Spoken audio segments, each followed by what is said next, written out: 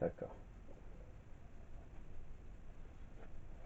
Florence, quelle merveille! Certains d'entre vous connaissent sans doute cette ville qui est peut-être l'une des plus belles cités italiennes. Un véritable joyau. Ses palais, ses jardins, ses fontaines, ses musées enchantent même les plus blasés. Voici Santa Maria del Fiore, la cathédrale de Florence, avec son imposante coupole. Voici Santa Maria del Fiore, voici le Palais Vecchio. Ses murs épais et son chemin de ronde crénelé et en surplomb lui confèrent une allure martiale, une allure de place forte. Et San Lorenzo, dont la façade restée nue, devait être si richement décorée par Michel-Ange qu'elle était censée devenir, selon ses propres termes, un modèle pour toute l'Italie. Et puis Florence, ce sont aussi ses musées prestigieux, Bargello, Pitti. Bonjour. Les connaissances artistiques, et plus particulièrement picturales, d'André Malraux étonnent sa compagne Clara. Il retient les moindres détails de coloris ou de composition d'un tableau vu aux offices ou au Palais Pitti. Elle est littéralement subjuguée, le trouve extraordinaire. Étincelant, il disserte sur Giotto ou Paolo Uccello. Il compare les 3 fragments de la bataille de San Romano, celui du Louvre, celui de Florence et celui de la National Gallery à Londres, qu'il n'a pas vu. Mais peu importe, il invente, laisse à son imagination enflammée le soin de l'interprétation. Il n'a pourtant que 19 ans à peine. Elle en a 23. Elle l'a rencontré quelques mois plus tôt, en mai 1920, à Paris, lors d'un dîner organisé par la revue Action, dans laquelle il rédigeait quelques articles ou fictions. Et ce qu'elle avait remarqué d'abord chez lui, c'était ses mains superbes, sa pâleur touchante, puis sa voix fougueuse, et enfin son bagou. Il avait abordé à la hussarde, ce qui n'était pas pour déplaire à cette jeune fille, riche héritière d'une famille allemande émigrée. Cultivée et intrépide, Clara vivait avec sa mère, veuve et rentière, dans une belle maison à Auteuil, et André Malraux s'était proposé pour l'accompagner en Italie, où elle désirait se rendre au cours de l'été. Le jeune homme semblait très amoureux. Il s'enivrait de phrases et s'écriait « Comme nous serons heureux !» Elle souriait alors et tombait dans ses bras. 3 mois plus tard, ils étaient mariés, malgré les réticences de la mère de Clara, Madame Goldschmidt, et de son frère aîné, André, qui semblait s'inquiéter surtout du fait que le jeune homme n'avait pas de situation et, de surcroît, n'entendait surtout pas travailler. Pas question pour lui d'un emploi dans une entreprise, une banque, un ministère, un bureau. Malraux fait néanmoins sensation dans la famille Goldschmidt et donne à chacun l'impression d'être quelqu'un. Être quelqu'un? Mais qui? Un écrivain, évidemment. Je suis un écrivain.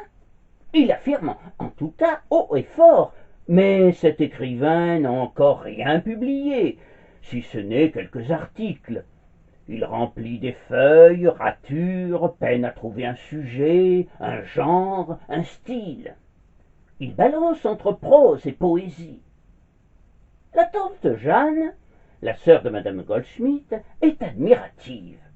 Mais Madame Goldschmidt est plus circonspecte, surtout lorsqu'elle apprend les opinions politiques de ce genre singulier, qui écrit dans une revue de gauche. Rebelle, Révolté, André Malraux croit en la révolution qui, pour lui, plus que le désir de transformation d'une société, devient l'arme absolue contre l'angoisse et l'absurdité. Et il n'entend pas rester un spectateur passif face aux évolutions, aux révolutions qui se profilent un peu partout dans les années 20 et notamment en Orient. Et c'est ainsi qu'avec Clara, comme lui, avide d'aventures et de voyages, il s'engagera dans les plus périlleuses aventures.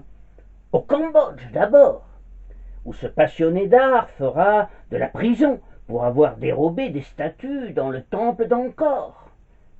Puis en Indochine, où il prend fait et cause pour les mouvements de libération qui se dessinent en Chine et fonde un journal, l'Indochine, qui dénonce le colonialisme. Il rentrera en France en décembre 1925, exténué, ruiné, conscient de son impuissance à faire bouger les choses, mais il ramena, toutefois, de ses aventures en Orient, la matière qui nourrira les romans qu'il publiera de 1928 à 1933. Après un essai épistolaire, La tentation de l'Occident, il publie son second livre en septembre 1928, qui sera son premier vrai roman, Les Conquérants, tiré à 3800 exemplaires, et qui attirera sur lui l'attention du grand public, avide de comprendre et d'apprendre, et qui sut trouver autre chose qu'un divertissement dans la nouvelle formule du roman français. Immédiatement, le livre fait sensation. C'est incontestablement le premier roman engagé de la décennie. Son ton violent porte sur un sujet neuf, la guerre civile chinoise en 1925. On retrouve dans ce roman Malraux lui-même participant à la guerre civile chinoise, dont le personnage de Garine, envoyé de l'Internationale communiste. Pendant que Malraux écrit son roman qui, en Chine, met en scène le révolutionnaire Garine, l'étau se resserre en Union soviétique sur un autre révolutionnaire qui, lui, n'est pas un personnage de roman, le compagnon de Lénine lors de la Révolution d'Octobre, le créateur de l'Armée rouge, Léon Trotsky. Lev Davidovitch Bronstein, dit Trotsky, est né à Yanovska, en Ukraine, en 1879. Très intelligent, il fit d'excellentes études de droit à Odessa. Très tôt, il fut séduit par l'idéologie marxiste et connut la prison à 2 reprises, sous le régime tsariste, en raison de ses activités politiques, et il dut émigrer 2 fois dans différents pays d'Europe et d'Amérique. Rentrant dans son pays, de New York, il fut arrêté en mars 1917 par les Anglais et retenu tout un mois dans un camp de concentration au Canada. Il participa aux révolutions de 1905 et de 1917, fut président du Soviet des députés de Pétersbourg, prit une part active à la Révolution d'Octobre et fut membre du gouvernement soviétique. En qualité de commissaire du peuple aux affaires étrangères, il mena les pourparlers de paix à Brest-Litovsk avec les délégations allemandes, austro-hongroises, turques et bulgares.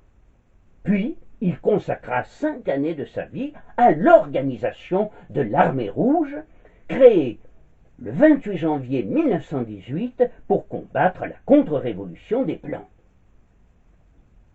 L'Armée rouge des ouvriers et des paysans, dont les effectifs atteignirent rapidement plusieurs millions, était constituée de la milice bolchevique, des gardes rouges, des membres de l'ancienne armée impériale et de très nombreux volontaires.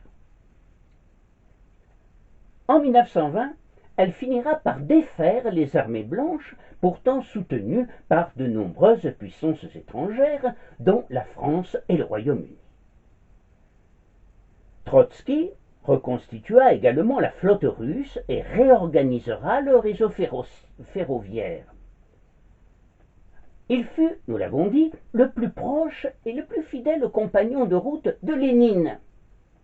Mais le théoricien de la révolution permanente fut aussi un écrivain prolixe qui publia ses ouvrages de 1923 à 1927, année au cours de laquelle les persécutions exercées contre le trotskisme devinrent particulièrement acharnées.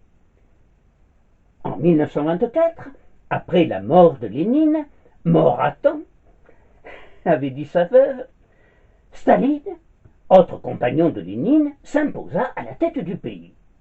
Très vite, le rusé géorgien se fixa pour objectif de substituer à la dictature du prolétariat sa propre dictature, en s'appuyant sur la bureaucratie.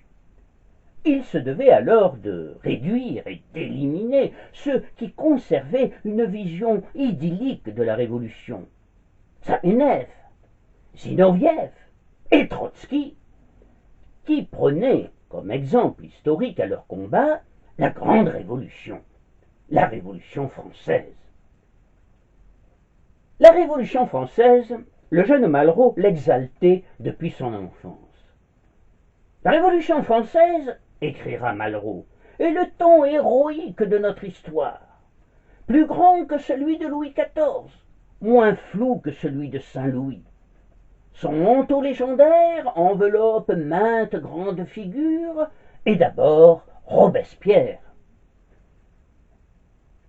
Trotsky et Lénine s'étaient inspirés de la grande révolution française pour fomenter la révolution russe.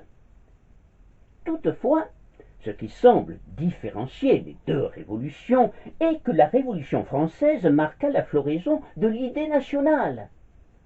Le projet commun n'est pas seulement l'abolition des hiérarchies féodales de sang, mais aussi la liberté des marchés sur tout le territoire, que spécifiera le serment du 14 juillet 1790, prononcé par Lafayette au nom de la nation tout entière au cours de la fête de la Fédération.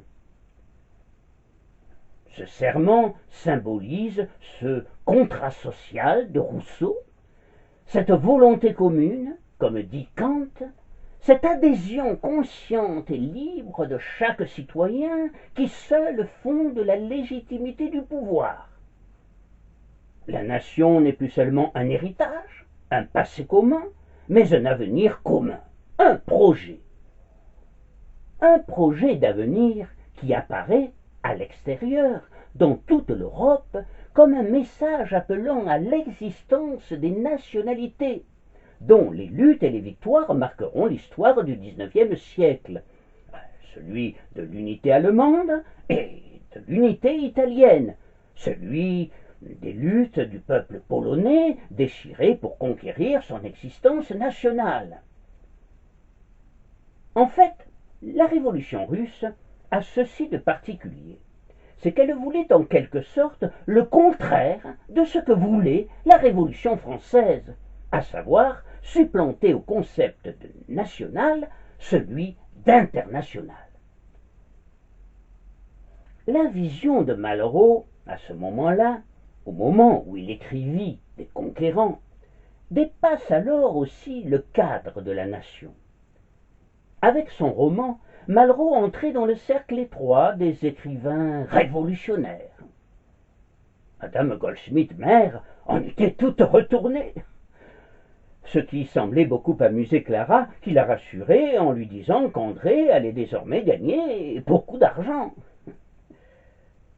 Il est vrai que le succès de son roman dépassa toutes les espérances et que, grâce à lui, il se trouvait désormais à l'abri des difficultés d'ordre matériel. Mais Malraux, écrivain qualifié de révolutionnaire, s'il considérait que de sa misère et de son humiliation l'homme sort révolutionnaire et que la révolution est donc la conséquence inévitable d'une lamentable organisation de nos sociétés, il n'en soulignait pas moins que la révolution ne serait jamais qu'un moyen pour atteindre une société plus juste, plus fraternelle, et que la Révolution, inexorablement, se suicidait le plus souvent elle-même par assurance, impatience et négligence, en perdant de vue l'homme, l'individualité humaine. Ainsi, Garine, le héros des conquérants, ne s'intéresse pas à sa propre vie. Quand il est victorieux, il meurt. Il ne peut que mourir, car il sait fort bien qu'il ne peut substituer à un ordre détestable un autre ordre non moins détestable. N'est-ce pas ce qui est en train de se passer au pays de la révolution bolchevique? Malraux suit avec de plus en plus d'inquiétude, mais aussi une espèce de fascination, les événements qui se déroulent en Russie. Il garde ses distances face aux masses surdéterminées et aveugles qui pillent, violent et tuent au nom d'un idéal et au nom du peuple. Malraux, qui demeure un individualiste comme ses héros, recherche d'abord des hommes exceptionnels, des hommes purs, des héros historiques, comme le furent, selon lui, Saint-Just, lors de la Révolution française, ou Napoléon. Mais il n'en trouve guère de son temps. En France, quel homme pouvait séduire sur le plan de l'action et de la pensée? Sous la Troisième République, les hommes qui règnent à l'Élysée gouvernent de l'hôtel Matignon, parlent à la Chambre des députés ou au Sénat, n'ont pas pour lui l'envergure des héros du passé. Sur la scène internationale, Hitler, Mussolini ne sont évidemment pas de la famille malrussienne.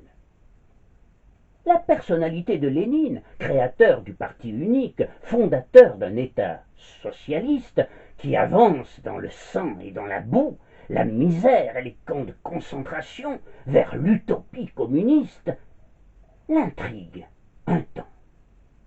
Mais Lénine est mort 10 ans plus tôt, et d'ailleurs trop de sang maculait ses mains. L'énigmatique Staline ne pouvait attirer un intellectuel amateur d'art, de poésie et de fiction, comme l'était Malraux. Restait alors Trotsky, l'incontournable Trotsky, avec son profil d'intellectuel, un tiers guerrier, un tiers penseur, un tiers prophète, un personnage devenu légendaire de son vivant, et surtout un personnage devenu indésirable dans la Russie de Staline. Pour Malraux, obsédé par l'aventure militaire depuis les récits de son père lieutenant, auprès duquel il posait fièrement à 14 ans, Trotsky, accusé d'être un social-démocrate par Staline, la pire injure dans la bouche du Géorgien, a l'aura du créateur de l'armée rouge. Le 12 janvier 1928, la GPU, la police politique soviétique, où sévissait déjà le redoutable Beria, l'âme damnée de Staline, informa Trotsky qu'en vertu de l'article 58 du Code pénal, lequel concernait les activités contre-révolutionnaires, il serait déporté dans le Turkestan. Sa famille semble encore plus effondrée que lui. Comment celui qui prônait la révolution permanente et fut l'un des premiers compagnons de Lénine pouvait-il être accusé de mener contre-révolutionnaire? L'assertion semblait invraisemblable. C'était pourtant le motif qui lui fut signifié officiellement. Le 15 janvier, un officier du GPU se fit plus précis. « Demain, camarade Trotsky, vous serez à Alma-Ata. » Alma-Ata est une toute petite ville située très loin à l'autre bout du pays, tout près de la frontière chinoise. « S'il meurt là-bas, déclara publiquement Vorochilov, nous ne le saurons pas de sitôt. » La journée du 16 janvier fut toute remplie, pour Trotsky et sa famille, de réunions, adieux et préparatifs de bagages, dans une fièvre et une angoisse diffuses. Le départ était fixé à 22 heures. Dans la soirée, toute la famille, épuisée, anxieuse, tendue, essayait de se reposer en attendant l'arrivée des agents de GPU. Mais l'heure fatale arriva et personne ne vint. L'attention était à son comble, et l'on pouvait tout supposer, lorsque Trotsky fut informé, dans le milieu de la nuit, par téléphone, que le départ était repoussé de 2 jours, sans aucune explication. Nouvelle conjecture, interrompue par l'arrivée de Radowski et de plusieurs amis au comble de l'excitation. Ils revenaient de la gare où s'étaient rassemblés des milliers de personnes pour acclamer Trotsky et qui n'hésitaient pas à se coucher sur les rails pour empêcher de partir le train qui devait emmener le proscrit. Mais la GPU, pour contrer cette opposition, décida d'embarquer Trotsky dans une petite gare des environs de Moscou. Celui-ci tenta, un peu naïvement, de s'opposer à son départ, en verrouillant la porte de son appartement et en refusant de laisser entrer la GPU. Mais peu disposé à perdre du temps, l'officier du GPU donna ordre à ses hommes d'enfoncer la porte, ce qu'ils firent. Fantaisie du sort, cet officier avait servi naguère, pendant la guerre civile, de garde du corps à Trotsky. Face à face avec son ancien chef, l'officier perdit pied et finit par s'effondrer en balbutiant de détresse. « Tuez-moi, camarade Trotsky, tuez-moi !» Ému, Trotsky s'efforça de réconforter son geôlier et l'encouragea même à exécuter ses ordres. Le déporté et sa famille furent entassés dans une voiture de police qui, en plein jour, ce 17 janvier, fonça dans les rues de Moscou, emportant, sans attirer l'attention, le chef de la Révolution d'Octobre et le fondateur de l'Armée rouge. À la gare de Kazan, où le conduisit l'escorte, il refusa de marcher jusqu'au train. Des hommes armés l'entraînèrent vers un wagon solitaire qui l'attendait sur une voie de garage. La gare, encerclée par la troupe, était vide de tout voyageur. Seuls quelques cheminots s'affairaient dans les environs. La famille du déporté suivit l'escorte. Natalia, l'épouse de Trotsky, dissimulait son émotion sous une apparence de dignité compassée. Sergueï, le cadet des fils de Trotsky, échangea des coups avec un agent du GPU. Quant à Liova, l'aîné, il essaya en vain d'ameuter les employés et les ouvriers de la gare. « Regardez, camarades !» cria-t-il. « Regardez comment ils emportent le camarade Trotsky !» Les ouvriers regardaient, impassibles. On n'entendit aucun cri, pas même un murmure de protestation.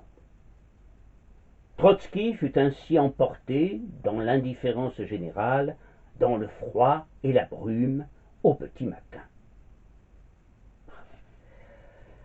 L'hiver est rude à Alma-Ata, bien plus rude encore qu'à Moscou, surtout lorsqu'on manque de tout et même de bois pour assurer au moins un chauffage correct. Trotsky et sa famille s'installent, tant bien que mal, dans une modeste isba. Le froid extérieur entrait par la porte grande ouverte sur l'aube blafarde de ce mois de janvier. Devant le seuil, la neige sale, piétinée, faisait une flaque boueuse. Épuisés par le chagrin et des nuits sans sommeil, Trotsky et sa famille, dès leur arrivée, s'écroulèrent sur un vieux canapé et un grand fauteuil. C'est ainsi, écrira Trotsky dans ses mémoires, que nous vécûmes une année à Alma-Ata, ville de tremblements de terre et d'inondations, au pied des contreforts des monts Tian-Shan, sur la frontière de la Chine, à 250 kilomètres de Moscou, dans la société des lettres, des livres et de la nature. Bien que, à tout instant, nous soyons tombés sur des amis qui devaient cacher leurs sentiments, nous étions extérieurement complètement isolés de la population environnante, car quiconque essayait de se mettre en contact avec nous s'exposait à une répression parfois très rigoureuse. En juillet 1928, Trotsky avait espéré un changement, une installation dans un lieu moins éloigné de la capitale, plus proche de ses amis, de ses anciens compagnons. Mais en août, il savait qu'il resterait à Alma-Ata.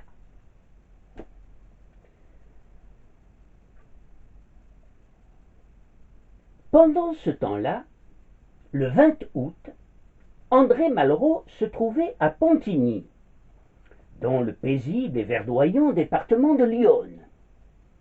Sa très belle abbaye cistercienne, seconde fille de Cîteaux, attirait de l'Europe entière les amateurs d'architecture médiévale et d'histoire. Elle a été fondée en 1144 par des bénédictins. Parmi les nombreuses personnalités qui y séjournèrent, le plus célèbre est sans doute Thomas Becket. Thomas Becket, le fameux archevêque de Canterbury, qui y vint en exil entre 1164 et 1166. Mais si Malraux, toujours féru d'architecture et d'art, s'intéresse à l'abbaye, ce n'était pas le but essentiel de sa venue à Pontigny. Il venait en fait participer au séminaire organisé par Paul Desjardins, les fameuses décades qui se déroulaient du 19 au 29 août 1928. Les décades de Pontigny, de renommée nationale, sont organisées tous les ans depuis 1906 et sont devenues un rendez-vous incontournable des intellectuels, écrivains, poètes, philosophes plus ou moins célèbres. On y rencontre des sommités comme Roger Martin Lugard, André Mauroy, André Gide, Jacques Rivière, directeur de la NRF, Nouvelle Revue Française, Maurice Barrès. Cette décade de 1928 portait sur la jeunesse française d'après-guerre. Malraux, qui depuis la tentation de l'Occident est considéré comme l'un des représentants de la jeunesse, se devait donc d'être présent. Par ailleurs, la formule des séminaires et des conférences suivies de discussions, dans lesquelles se dégagent souvent des champions, convient assez à Malraux, dont l'aura est déjà grande malgré sa jeunesse, et dont le pouvoir de conviction et l'enthousiasme est communicatif. Même si Clara lui reproche gentiment d'en faire parfois un peu trop, et quelquefois de ne pas savoir se mettre à la portée de ses auditeurs. Mais c'est aussi sans doute ce côté un peu mystérieux, voire hermétique, tant dans le personnage que dans sa gestuelle, sa façon de s'exprimer et ce qu'il dit. Avec sa mèche battant son front en essuie-glace, son regard pénétrant, ses soubresauts, ses dispersions, ses improvisations, il étonne, déconcerte, intrigue, charme ses visiteurs. À Pontigny, il fera des rencontres importantes dans sa vie, dont celle avec Raymond Aron, et il nouera de très solides amitiés. En marge du séminaire, à Pontigny, on parle aussi évidemment de l'actualité. Et on parle même de Trotsky. Mais oui, de Trotsky et de sa disparition soudaine de la scène politique en URSS et de son exil loin, très loin de Moscou. Unanimement, on condamne Staline et la dictature communiste qu'il installe progressivement dans son pays. La plupart des participants du séminaire ne sont pas communistes. Malraux ne l'est pas non plus. Mais il est fasciné, comme on l'a vu, par la révolution russe qui se veut l'héritière de la grande révolution française et il ne veut pas se joindre à ceux qui commencent à jeter l'opprobre sur le nouveau tsar, Staline. Toutefois, il ne peut dissimuler, notamment auprès de ses proches, comme Clara ou Chevasson, son indignation de voir Trotsky mis sur la touche et peut-être même exilé dans son propre pays. Trotsky qui représente pour lui un mythe vivant, la colonne vertébrale même de cette révolution. En France, la nouvelle avait été accueillie par l'humanité comme le châtiment mérité de ce contre-révolutionnaire, par la presse de droite comme une preuve supplémentaire du machiavélisme soviétique, et par l'organisation syndicaliste, le peuple, avec des hurlements de protestation et une dénonciation de Staline comparée à Ivan le Terrible. Il se trouve, dit-on, à Alma-Ata, en Sibérie, à la frontière chinoise. À Pontigny, ni Malraux, ni son nouvel ami Raymond Aron n'ont entendu parler de Alma-Ata. Alors, Malraux s'empare nerveusement de son dictionnaire et recherche la petite ville sur une carte de l'Union soviétique. Depuis 4 mois, André Breton, le chef de file des surréalistes, et de nombreux intellectuels français se mobilisent contre cet exil infamant du principal rival de Staline. Et c'est alors qu'une idée folle traversa l'esprit de l'aventurier qui continuait à sommeiller en Malraux. Une idée qui allait, si elle se concrétisait, changer peut-être la face du monde. Il allait constituer une petite équipe composée d'écrivains appuyés par des baroudeurs qui débarqueraient à Alma-Ata pour délivrer Trotsky. Aussitôt, il contacte quelques personnalités, écrivains voyageurs et pris d'aventure comme lui, Blaise Cendrars, Joseph Kessel, Pierre Macorlande, Francis Carco. Son message est direct et fort. Demain, à Alma-Ata, nous enlèverons Trotsky. Malraux a un plan. Tout d'abord, le commando littéraire demanderait au consulat soviétique de Paris des visas touristiques valables dans tout l'URSS et, une fois arrivés à Moscou, ces quelques hommes décidés auraient fait un tel tapage auprès des correspondants étrangers ainsi que des autorités moscovites pour faire savoir qu'ils étaient venus voir Trotsky que Staline, n'osant pas incarcérer un groupe d'éminents écrivains français, aurait cédé à leurs injonctions. Et si tel tergiversé, on partirait à cheval, en voiture, ou mieux, en avion, avec la complicité de son ami, le jeune aviateur Édouard Cornillon Molinier, avec lequel il s'envolera quelques années plus tard à la recherche des ruines de la capitale de la reine de Saba, en Abyssinie. Trotsky, enlevé, serait ramené discrètement en France, et Malraux avait même envisagé de l'installer temporairement dans une petite auberge de Pontigny dont il connaissait bien le patron. Les intentions de Malraux étaient louables, mais la réalisation d'un tel projet paraissait difficile, pour ne pas dire impossible. Les membres de ce singulier commando n'auraient jamais pu entreprendre une telle expédition, et même s'ils étaient parvenus à Alma-Ata, ils se seraient trouvés en face de la garde des miliciens qui entouraient la demeure de Trotsky. C'était quasiment mission impossible, car la vie, hélas, n'est pas un roman.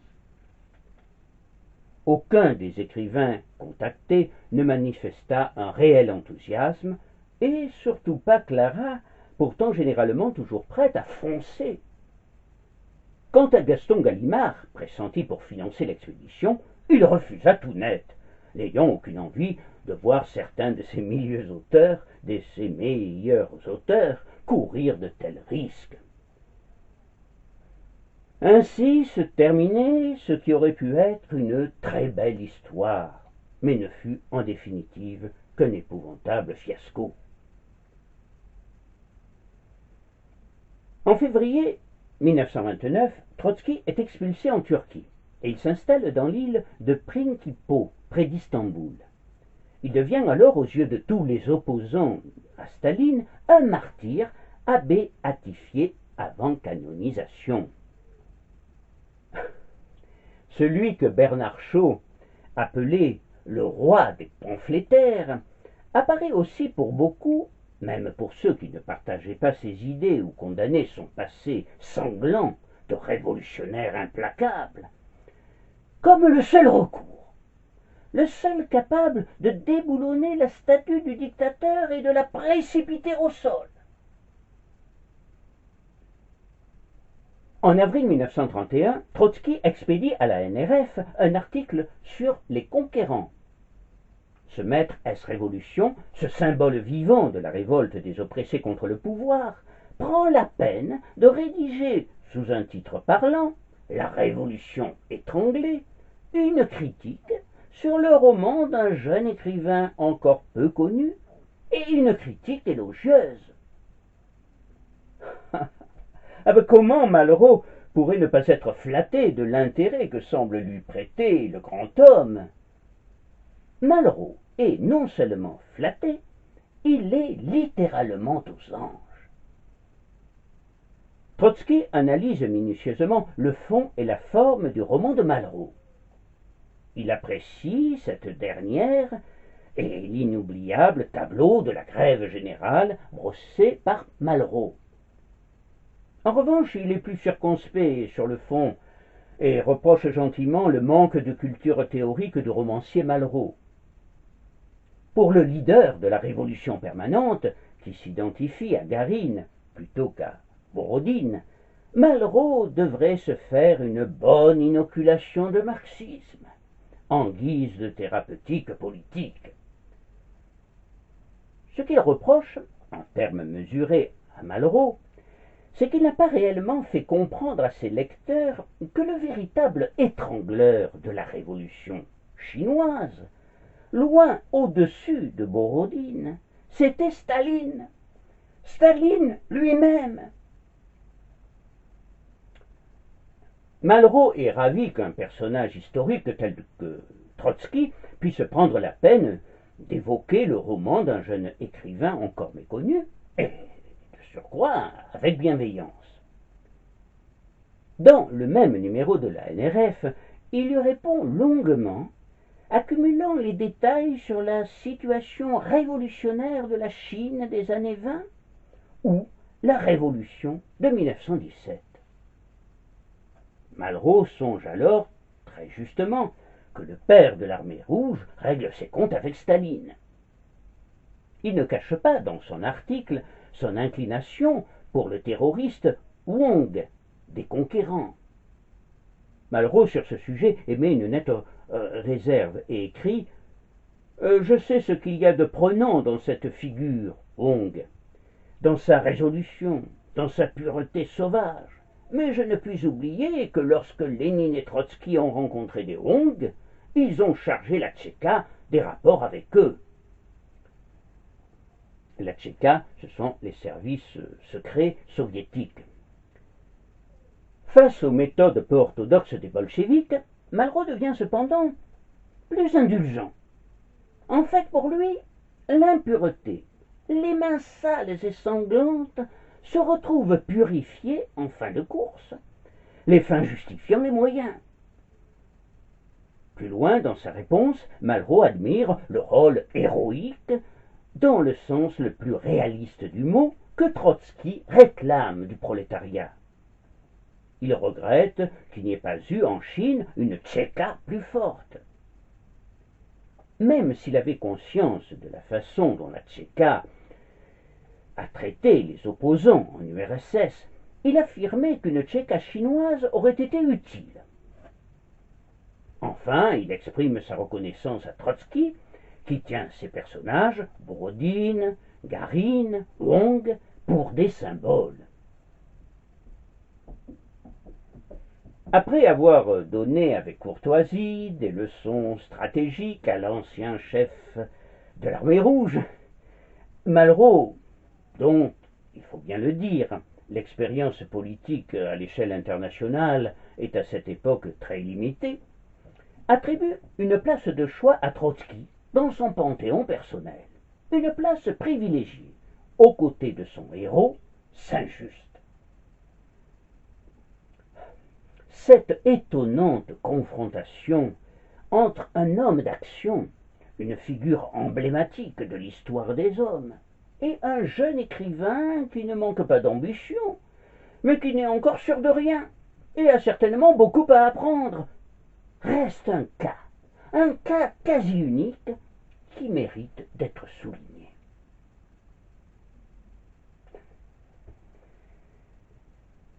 Ce soir du 23 juillet 1933, Clara, étendue sur le lit, contemple le ciel par la fenêtre entr'ouverte. Comme une couche de peinture fraîche, la lune enrobe négligemment son corps alangui d'un éclat blafard. Ses pupilles brillantes suivent avec fascination la trajectoire lumineuse d'un avion. À cette heure, il sillonnait l'espace à la façon des lucioles laborieuses, préoccupées par leur seule destination. Il est plus de minuit, et tout est calme. Clara rêve d'un prochain départ en avion avec André pour l'un de leurs lointains voyages dans cet Orient toujours mystérieux qu'elle avait découvert en sa compagnie. Mais il semble que le temps ne soit plus aux pérégrinations romanesques et au bonheur partagé. Malgré la naissance en mars de leur fille, qu'ils prénommèrent Florence, en souvenir de leur voyage dans cette ville qui les fascinait tous deux, cette ville merveilleuse où ils avaient appris à se connaître et où ils s'étaient aimés, le couple peu à peu se défaisait. Clara ne se détachait pas de Malraux, mais elle l'accusait de narcissisme et d'égoïsme. Quant à lui, il s'éloignait de plus en plus de sa femme. Ses incartades se multipliaient. Et puis, il rencontra une certaine Josette Clotis, qui l'entraîna à l'hôtel du Pont-Royal, puis à celui du Palais d'Orsay, pratique pour Malraux, car son domicile rue du Bac et Gallimard était à 2 pas.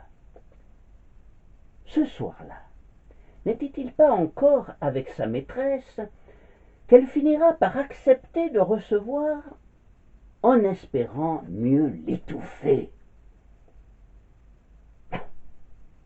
Soudain Clara eut un soubresaut, prit appui sur un coude, porta instinctivement la main à la poitrine. Elle avait entendu un bruit de chaise dans le salon voisin. Elle appela. « C'est toi, André ?» Aucune réponse ne vint. Elle se leva alors, jeta un regard sur Flo, qui dormait paisiblement dans son berceau, et entra dans le salon. André était là, assis sur une chaise, les yeux fixés sur l'une de ces superbes sculptures cambodgiennes. Il allumait une cigarette tranquillement. Elle s'écria. « Enfin, mais où étais-tu? Tu aurais pu m'appeler. » Les paroles avaient de nouveau jailli de sa gorge avec une vigueur irrépressible, indépendante de sa volonté. Il se leva alors, et sans répondre, perdu dans ses pensées, il lui annonça d'un ton presque badin. « Je viens d'apprendre ce soir que Trotsky est à Marseille. » Les pressions de Moscou auprès des autorités turques étaient devenues incessantes depuis quelques mois, et persuadé qu'aucun gouvernement, quelle que fût sa couleur politique, n'était prêt à résister longtemps au maître du Kremlin, les amis de Trotsky s'étaient mis en campagne pour arracher un visa permettant aux proscrits de quitter la Turquie avant que Kemal finisse par décider de le livrer à Staline. Leur démarche avait abouti. Au début de juillet, Édouard Daladier, président du Conseil, avait accordé l'autorisation de séjour en France sous certaines conditions. Et ce jour-là, en effet, Trotsky, Natalia et leurs enfants arrivèrent à Marseille. Aussitôt, l'humanité déclencha une campagne d'injures et de menaces dont son rédacteur en chef donne le ton. En France, de France, écrit-il, Trotsky peut, de ce foyer de la lutte antisoviétique, attaquer l'URSS, attaquer les partis communistes de France, d'Allemagne et d'Espagne. Point stratégique. Voilà pourquoi vient M. Trotsky, et voilà pourquoi on l'accueille. Trotsky et sa famille ne débarquèrent pas dans le port. Le maire de Marseille, le docteur Ribot, craignant en effet que des manifestations aient lieu au point de débarquement prévu, car le moins que l'on puisse dire est que Trotsky n'était pas le bienvenu. La droite et l'extrême droite le considéraient comme un danger pour la démocratie, et le parti communiste stalinisé le traitait d'ennemi du socialisme à la solde de Hitler, d'assassin, de renégat et de vendu. Ouais. Les autorités françaises arrangèrent donc un débarquement discret par vedette à Cassis. Puis de là, il sera conduit par la route à Saint-Palais, près de Royan, lieu choisi pour sa résidence en France, la région parisienne lui étant interdite. Édifiée tout au bord de l'océan, écrira Natalia dans ses mémoires, la maisonnette portait bien son nom, les Embruns. Nous venions d'y arriver quand un incendie éclata. Pendant que les pompiers le maîtrisaient, nous restâmes dans une auto sur la route. Nous demeurâmes à Saint-Palais environ 2 mois, notre présence n'étant connue que des autorités administratives et d'un petit nombre d'amis qui se hâtèrent de venir nous voir. La cachette de Trotsky était tenue secrète. Mais, très rapidement, Malraux parvint à se mettre en rapport avec l'illustre exilé, grâce à André Chanson, qui occupait un poste important au cabinet d'Édouard Daladier, et également à Pierre Naville, un trotskiste qui connaissait André Gide. Malraux eut le privilège, l'immense privilège, de faire partie de ce cercle restreint de visiteurs. Une trentaine de personnes triées sur le volet, et il en éprouva, sans doute, une grande satisfaction. La chute du principal artisan de la Révolution d'octobre ne faisait qu'ajouter un élément de tragédie shakespearienne à son destin héroïque.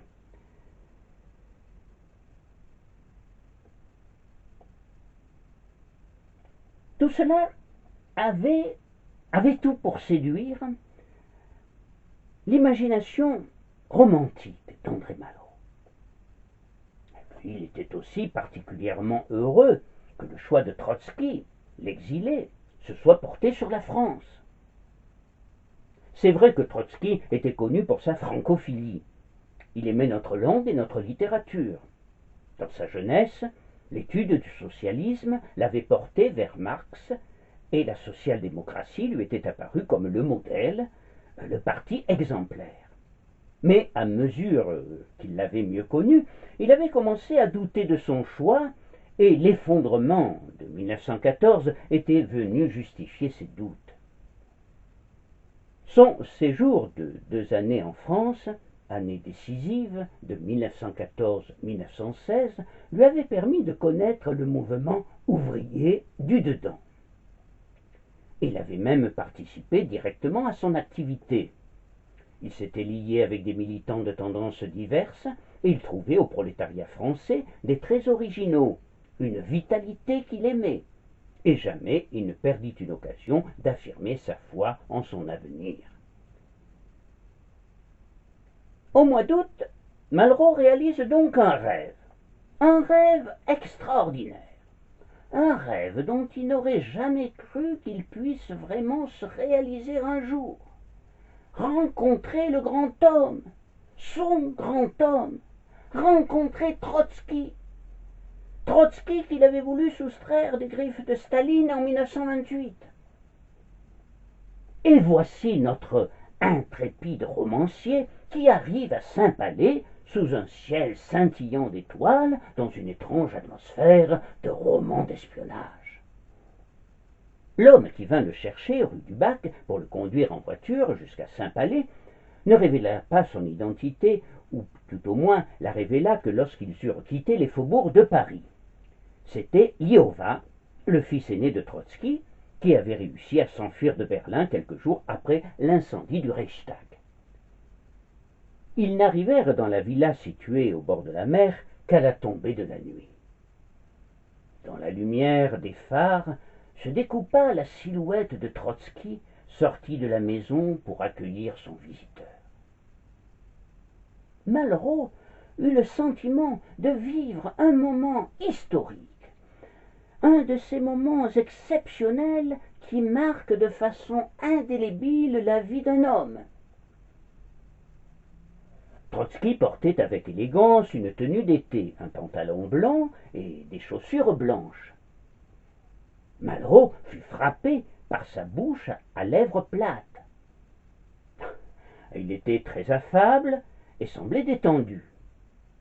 La maison, qui se voulait pourtant anodine, dissimulée sous une épaisse toison de lierre et de fougères, exhalait un parfum de mystère, et l'on ressentait un étrange sentiment d'angoisse et d'exaltation lorsqu'on y entrait.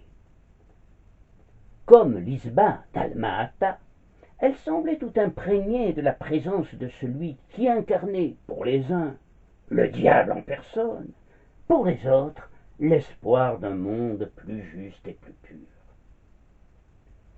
Autour de la maison, des militants trotskistes français et 2 chiens bergers allemands assurent la garde de l'exilé. Pas de police. Trotsky était censé résider là incognito. Il n'en recevait pas moins des missives menaçantes de lecteurs de l'Action française, mais aussi de l'Humanité. À l'intérieur, un chien-loup, hiératique, dont la tête immobile fait penser à celle d'Anubis.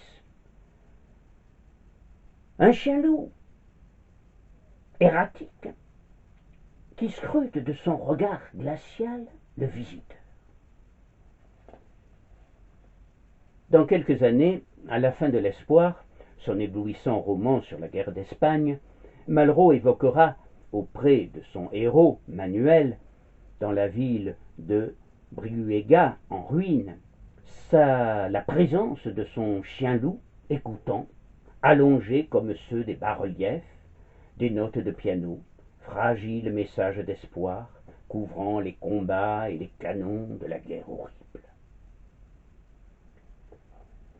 Sans perdre une minute, Trotsky conduisit Malraux dans son grand bureau, d'où l'on entendait le bruit des vagues venant se briser sur la côte rocheuse.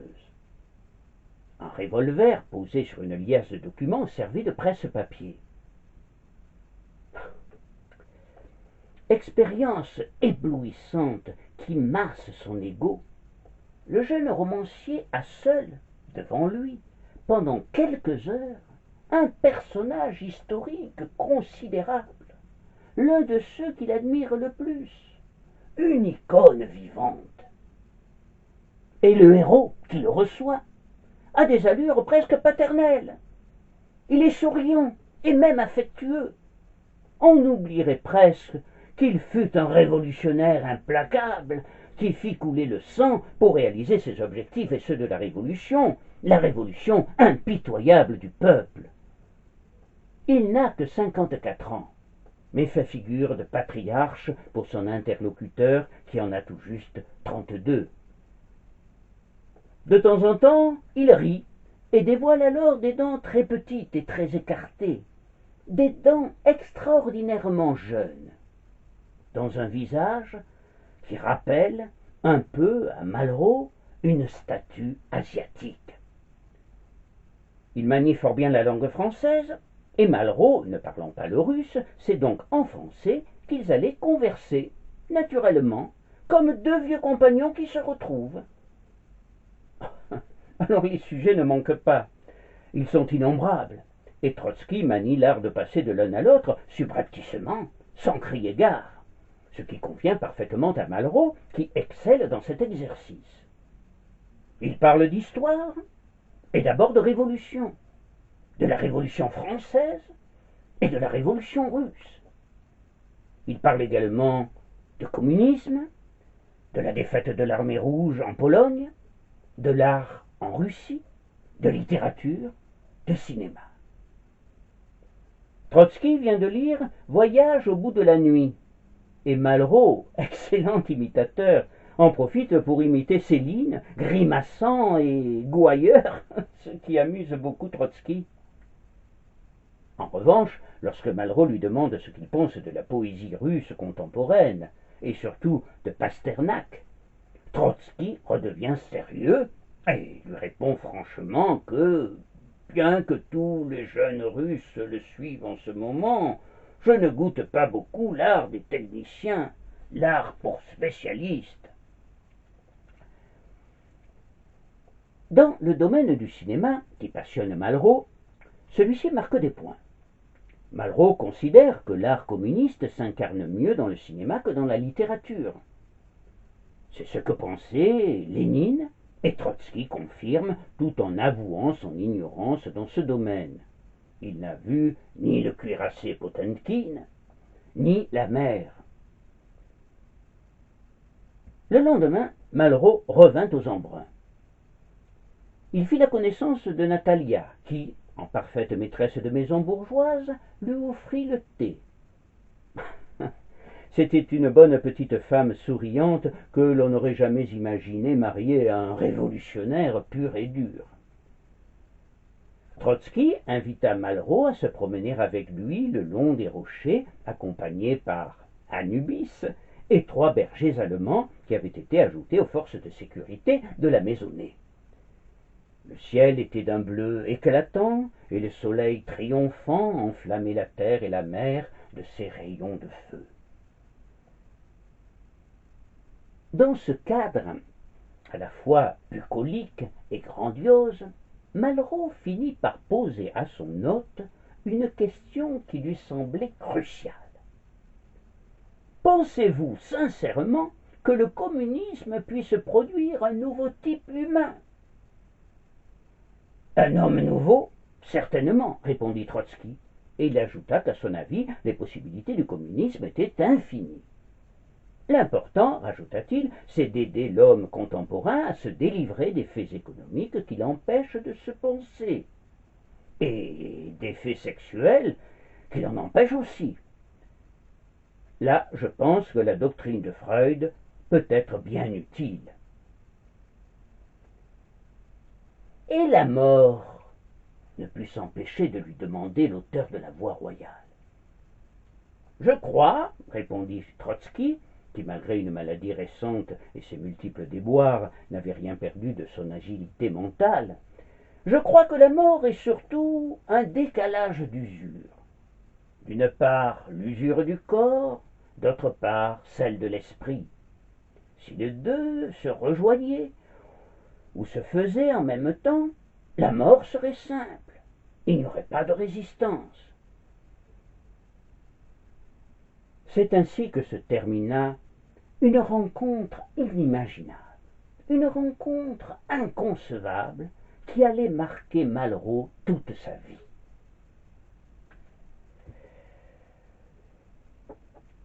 Si celui-ci fut, on le comprend aisément, très impressionné par cet homme redoutable, extrêmement intelligent, il est incontestable que Trotsky fut également impressionné par ce jeune écrivain sûr de lui et déterminé, qui semblait tout connaître et parler de n'importe quel sujet avec la même facilité. Quelque temps plus tard, il écrivit à son éditeur new-yorkais, Simon et Schuster, afin de l'inciter à publier le plus rapidement possible une version en langue anglaise de La condition humaine. Seul un grand dessein surhumain, pour lequel l'homme est prêt à sacrifier sa vie, donne un sens à l'existence personnelle. C'est la teneur essentielle du roman qui est dépourvue de didactisme philosophique et qui reste, du début jusqu'à la fin, une véritable œuvre d'art. Moins d'un an plus tard, Malraux est à Moscou, où il est invité et présenté comme un écrivain révolutionnaire au Congrès des écrivains.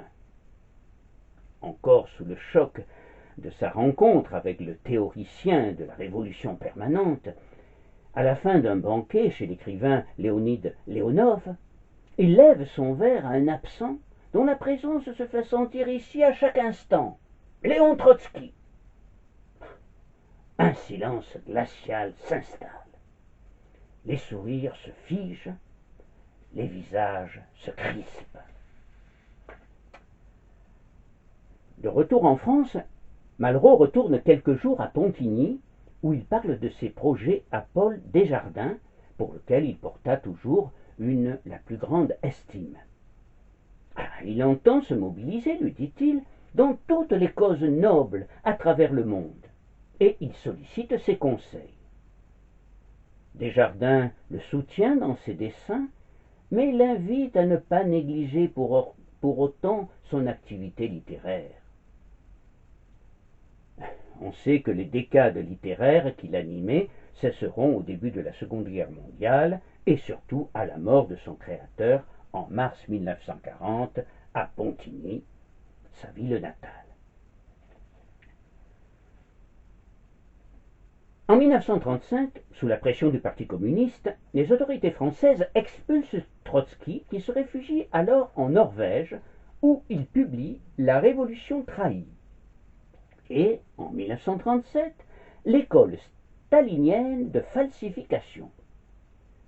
La Norvège refusant de renouveler son permis de résidence, il gagne le Mexique et s'installe dans une villa près de Mexico.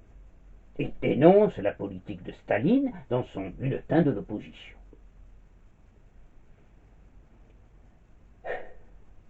Pendant ce temps-là, Malraux s'est lancé à corps perdu dans les combats de la République espagnole traquée par le fascisme et a constitué, avec une vingtaine d'avions, la fameuse escadrille de combattants étrangers baptisée Espagne. Il entreprend bientôt un périple aux États-Unis afin de soutenir la cause républicaine et de recueillir quelques fonds pour le président Manuel Azaña. Il se rapproche alors un peu plus encore des communistes, qui sont majoritaires dans les brigades internationales, et d'une conception léniniste de la vérité et de la morale, avec tous ses dangers implicites.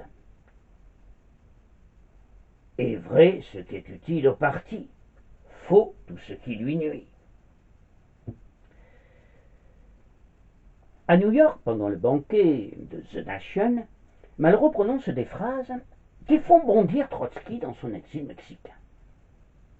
Trotsky est une grande force morale dans le monde, mais Staline a rendu la dignité à l'espèce humaine. Et, comme l'Inquisition ne diminuait nullement la dignité fondamentale du christianisme, de même, les procès de Moscou n'amoindrissent nullement la dignité fondamentale du communisme. Il est à noter que dans son compte-rendu, The Nation fait sauter le parallèle entre christianisme et communisme. Quant à la sanglante chasse aux sorcières que Staline allait déchaîner avec les fameux procès de Moscou de janvier 1937 et mars 1938, visant ce que l'on appelait les vieux bolcheviks, révolutionnaires de la révolution d'avant octobre 1917, il faut préciser qu'elle recevait l'assentiment de la plupart des pays, de l'extrême droite au Parti communiste. Malraux est conscient de la sauvage absurdité des procès et ne les approuve pas. Mais l'urgence pour lui est de sauver la démocratie en Espagne, et il est persuadé que l'avenir de l'humanité se joue en Espagne. Il faut donc écarter toutes les considérations intellectuelles, dit-il au correspondant mexicain d'El Nacional qu'il reçoit le 1er mars 1937, et il faut parer au plus pressé. L'URSS, dans la guerre civile espagnole, est le seul pays qui soutient franchement les républicains face aux troupes du général Franco, soutenues par l'Italie de Mussolini et l'Allemagne d'Adolf Hitler. Les démocraties occidentales, France et Grande-Bretagne, n'ayant pas voulu s'engager dans le conflit. Une semaine après, Trotsky, de plus en plus isolé et paranoïaque, lit cette interview et aussitôt attaque celui qui l'avait encensé il y a peu de temps encore. La sollicitude de Malraux pour l'Espagne n'a pas empêché Staline d'exterminer des douzaines de vieux révolutionnaires. Lui qui, au pouvoir, a fait exterminer, il faut bien le rappeler, plus que quelques douzaines de non-révolutionnaires, s'emporte. Malraux lui-même a quitté l'Espagne pour conduire aux États-Unis une campagne défendant le travail judiciaire de Staline et de Wyszynski, l'impitoyable procureur général soviétique. Par ailleurs, selon Trotsky, Malraux porte la responsabilité de l'étranglement de la révolution chinoise. Trotsky était sans doute contaminé par la légende d'un Malraux responsable haut placé du Kuomintang. Malraux réplique avec agacement, humeur, et maintient sa position concernant l'Espagne. L'objectif principal, la lutte contre le franquisme et les fascismes, doit passer avant tout. Désormais, la rupture est consommée entre les deux hommes. Pour Malraux, Trotsky, homme du passé, n'est plus désormais obsédé que par sa marginalisation sur le plan de l'histoire. Selon Trotsky, Malraux rejoint les intellectuels vendus au stalinisme. Manichéens, l'un et l'autre, ils simplifient. Ils replacent leur querelle sur un plan personnel. Ils ne s'écoutent plus, ne s'entendent plus, ne se comprennent plus. Trotsky, de plus en plus aigri, se radicalise chaque jour un peu plus. Il soutient la nécessité de la révolution permanente, son éternel cheval de bataille, et en 1938 fonde la 4e internationale qui regroupe les bolchevistes léninistes et préconise la révolution communiste mondiale. En 1936, il avait publié Défense du terrorisme. La terreur, disait-il, doit être l'arme principale de la révolution permanente qui doit se transformer en guerre civile permanente. Pour lui, la guerre civile, c'est la lutte pour le pain. On sait qu'elle fut, hélas, la cause en URSS d'une des plus grandes famines de tous les temps qui fit des millions de morts. Le 20 août 1940, Trotsky, celui qui est devenu le théoricien du terrorisme moderne, est mortellement blessé par un agent de Staline. Il disparaît, mais laisse des disciples, et aujourd'hui encore, un peu partout dans le monde, et même en France, des partis politiques se réclament de lui. D'après l'historien ex-soviétique Volkogounov, Trotsky et Lénine avaient cru, de bonne foi, que la dictature, par eux instituée, serait capable d'apporter au peuple le bonheur. Ni l'un ni l'autre ne comprenaient que le danger pour le régime, pour eux-mêmes et pour l'avenir, résidait dans le système lui-même, le système qu'ils avaient conçu. En effet, le régime soviétique est le seul au monde à s'être autodétruit sans effusion de sang. Ses adversaires n'ont même pas cherché à se venger de leurs bourreaux. L'aspiration à la paix civile et à la liberté a été plus forte que l'esprit de revanche et même que l'esprit de justice.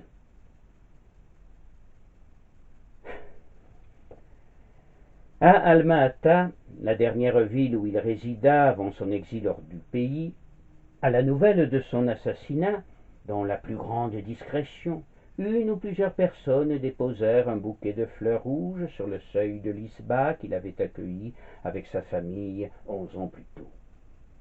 Igor, l'horticulteur, des femmes, quelques hommes, moins d'une cinquantaine de personnes qu'il avait rencontrées, avaient apprécié sa bonhomie et sa simplicité, sans trop connaître, ni se soucier des idées qu'il véhiculait, se regroupèrent clandestinement dans une grande maison, à l'entrée de la ville, pour parler du grand leader disparu et tenter de reprendre son flambeau, et chacun s'exprima simplement dans son langage. À la fin, la voix enrouée par l'émotion, Igor s'écria. « Demain, Alma-Ata, et bientôt dans toute la Russie, des femmes et des hommes se lèveront et témoigneront que Trotsky est toujours vivant. »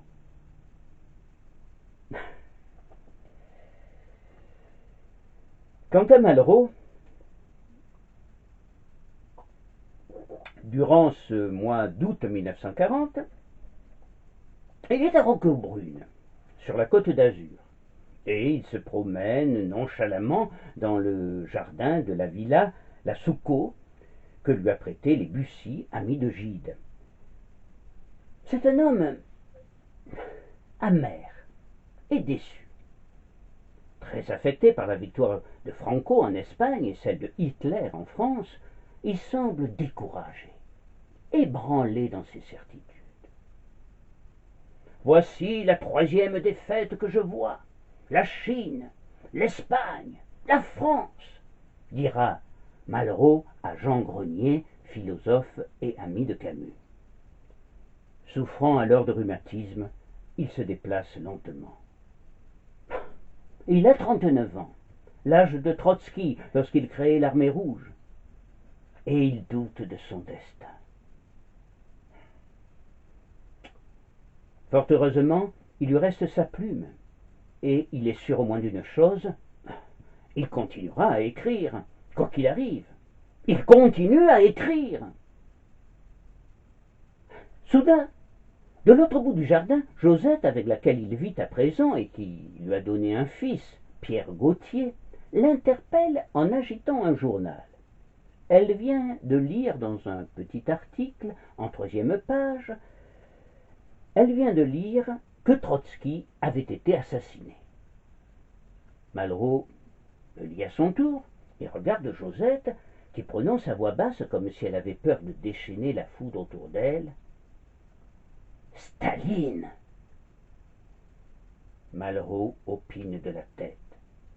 Oh, cette nouvelle ne le réjouit pas, bien évidemment, car il a gardé une certaine affection pour le vieux révolutionnaire. Mais il se dit qu'un tel homme ne pouvait mourir que de façon violente, et que désormais, du statut de proscrit, il allait sans doute passer à celui de martyr. Et il est vrai que près de 70 ans après sa mort, Trotsky est à la mode auprès des intellectuels français, comme Staline le fut, et Mao. Et comme nous l'avons vu, beaucoup de gens dans le monde aujourd'hui se réclament encore de lui. Depuis que la réalité des crimes commis par le génial petit père des peuples et par le grand timonier ont pénétré dans les esprits, une partie de la famille marxiste s'est réfugiée dans le trotskisme, parce que Trotsky combattit Staline avant d'être liquidé par lui. Malraux, de son côté, s'était déjà depuis au moins 3 ans éloigné de l'URSS, de Staline et des communistes. Le temps où Gide, atterré, voyait en son ami un stalinien intégral, même dans la question des procès, qui traitait Trotsky de fou, était bien loin. C'était en avril 1937, Malraux était de retour à Paris après sa tournée américaine. L'écrivain à la mèche rebelle, qui exerça pendant des années son prodigieux charme, doublé d'une indéniable courtoisie dans les milieux de gauche, fut toujours en fait un électron libre dans le milieu politique et culturel.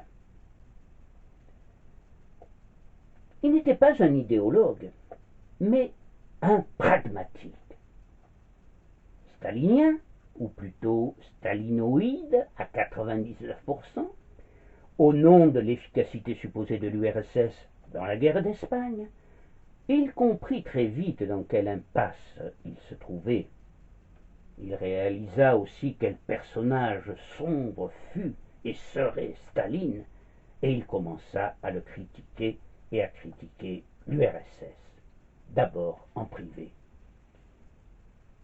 Toutefois, à Raymond Aron, qui l'incitait à rompre avec éclat avec le Parti communiste français, toujours inféodé à Moscou, il répondit que par loyauté pour ses camarades espagnols, il refusait de briser nettement avec les communistes français. Il n'était pas homme à donner un coup de poignard dans le dos de ses anciens amis. Et c'est peut-être grâce à cette attitude noble que lorsqu'il s'engagea en 1944 dans la résistance et devint le colonel Berger, il n'eut pas de difficulté à rallier des hommes de toute sensibilité politique.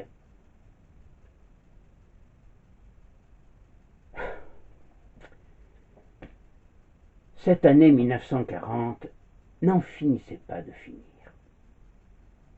L'hiver enfin arriva, saupoudrant les marronniers, les sapins, les noyers, les bouleaux de fines couches de neige. C'est bientôt Noël. Josette décore un sapin de Noël tant bien que mal, avec de petits bouts de fer blanc, le papier devenant une denrée de plus en plus rare, comme le savon et les chaussures en cuir.